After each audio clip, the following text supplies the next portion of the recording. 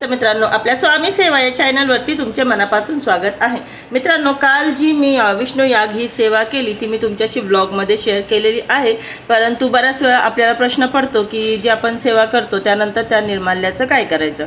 तर आज मी तुम्हाला म्हणजे जी उत्तर पूजा किंवा दुसऱ्या दिवशी आपण, कारण की पूर्ण 12 तासाच्या नंतरच आपण तो पाठ उचलतो आणि तो पाठ आज मी तुम्हाला उचलून दाखवणार आहे। तर त्यापैकी जे नैवेद्य मी ठेवलं होतं देवासमोर, ते नैवेद्य आपण जास्त वेळ नाही ठेवत आणि एक 10-15 मिनिटांमध्ये उचलून घेतो आणि त्याचा प्रसाद म्हणून आपण सगळेजण खातो कुटुंबातले। तर ते तर मी रात्रीच उचलून घेतलं होतं, पण आता जो पूजेचा पाठ मी मांडला होता त्या पाठावरील साहित्य ते आपण आता उचलत आहोत। आणि बघा, मी तुम्हाला सांगते की त्या सगळ्या निर्माल्याचं आपल्याला काय करायचं आहे। हे बघा, हा आपला काल पूजेचा मांडलेला पाठ हा आहे। तर सगळ्यात आधी जे आपण मंत्रोच्चारण करतो त्यामुळे इथे आपल्या पाठावरती जे देवी शक्ती जागृत होते त्याला आपण असं साधं पाणी शिंपडून किंवा गोमित्र शिंपडून आपण त्या सगळं शांत करायचं असतं। त्या सगळ्या मूर्तींना आपल्याला थोडं थोडं जल टाकून ते शांत करायचं असतं। तर सगळ्यात आधी मी हे 2 जे गजलक्ष्मी आहे ते उचलून घेते। त्यानंतर हा जो दिवा, यात थोडंसं तेल उरलेलं आहे ते मी नंतर देवाजवळ पुन्हा एकदा चालू करून घेईल। हे आपली जपाची माळ आहे, आपण साईडला ठेवून घेऊ। नंतर गणपती बाप्पा यांना यांना शांत केलं तर मी इथे उचलून वगैरे हे सगळं आपल्या ज्या मूर्त्या आहेत व्यवस्थित त्यांना साईडला करून घेऊया। आणि त्यानंतर हे बघा, इथे हे जे गोमती चक्र त्याची स्थापना मी काल केली, तर हे माझ्या देवघरामध्ये आता हे लक्ष्मी माताच्या मूर्तीसमोर हे मी कायमच असंच ठेवणार आहे। मी दक्षिणेच्या स्वरूपामध्ये मी या देवाजवळ ठेवलेलं होतं। याच्यामध्ये तुळशीपत्र होते जे सुकलेले आहे त्याला आपण निर्माल्यामध्ये सोडणार आहोत।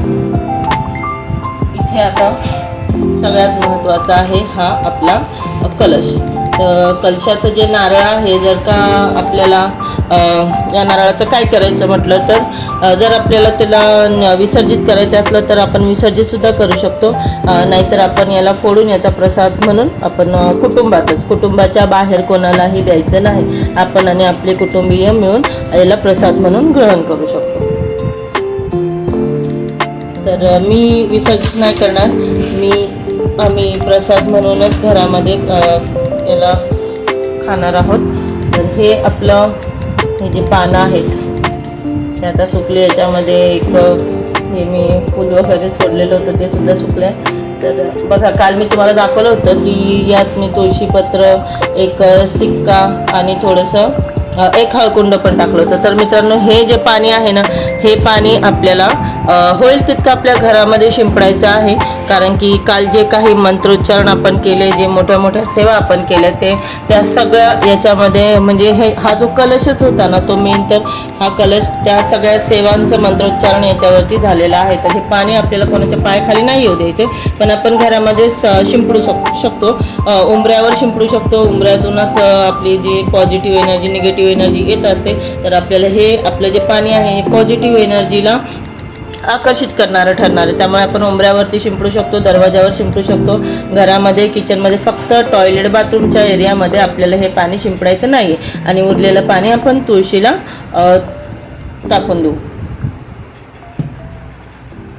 आता हे जे तांदूळ आहे याच्यावरती आपण कलश ठेवला होता, तर हे तांदूळ आता मी तर माझे जे घरातले जिथे मी तांदूळ ठेवते त्या डब्यामध्ये पुन्हा एकदा सोडून देणार, कारण की बरकतीच्या कामी येतं। जर का आपल्याला देवघरामध्ये पण सतत अक्षत लागत असतात, तर आपल्यापैकी कोणाला जर देवघरामध्ये ठेवायचे असेल तर आपण, कारण की सतत आपल्याला पूजा वगैरे करायला, कलश भरायला तांदूळ लागत असतात, तर त्यामुळे परमनंट आपण एका साईडला एका डब्यामध्ये भरून किंवा एका स्वच्छ पिशवीमध्ये भरून पॅक करून ठेवू शकतो। म्हणजे पुन्हा एकदा जेव्हा आपण सेवा करू तेव्हा हे आपल्याला काम येईल।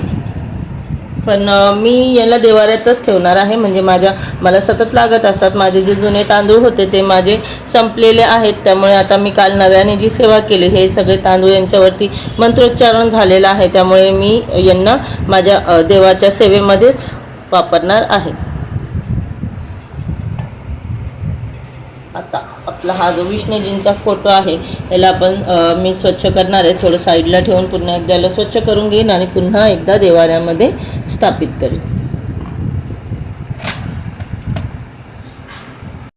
तर हे बघा मित्रांनो, हे जे फुलांचं निर्माल्य आहे याला मी स्वच्छ पिशवीमध्ये असंच पिशवी स्वच्छ आहे, स्वच्छ पिशवीमध्ये जमा करून हे आता मी पाण्यात नेऊन सोडणार. जी आपली रेग्युलरची पिशवी असते ज्यात आपण देवाचा निर्माल्य जमा करतो सो त्या पिशवीमध्ये मी आत्ताच ठेवणार आहे.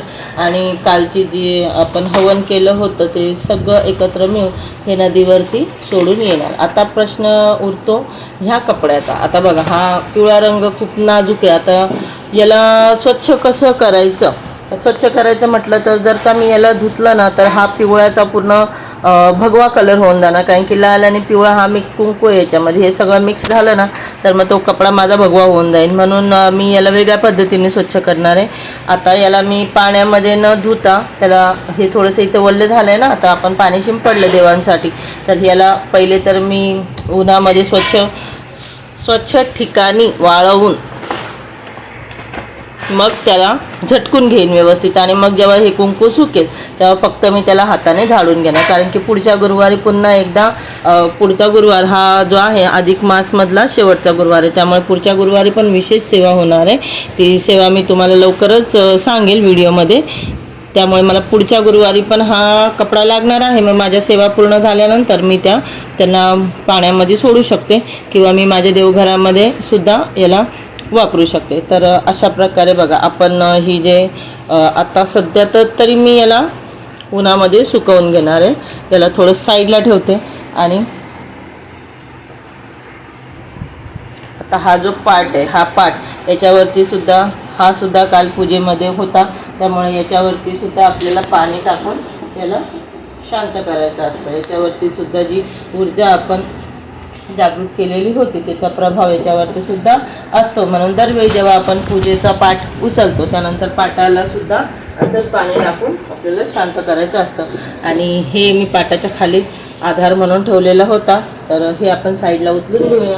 आणि इथे या जागेवरती 24 तास माझी मंत्रसेवा झालेली आहे. इथे साक्षात विष्णूजी विराजमान होते, सगळे देवदेवता विराजमान होते, तर इथे सुद्धा तितकीच पॉझिटिव्ह एनर्जी विराजमान झालेली होती. म्हणून आपल्याला हे सुद्धा शांत करायचं आहे पाणी टाकून.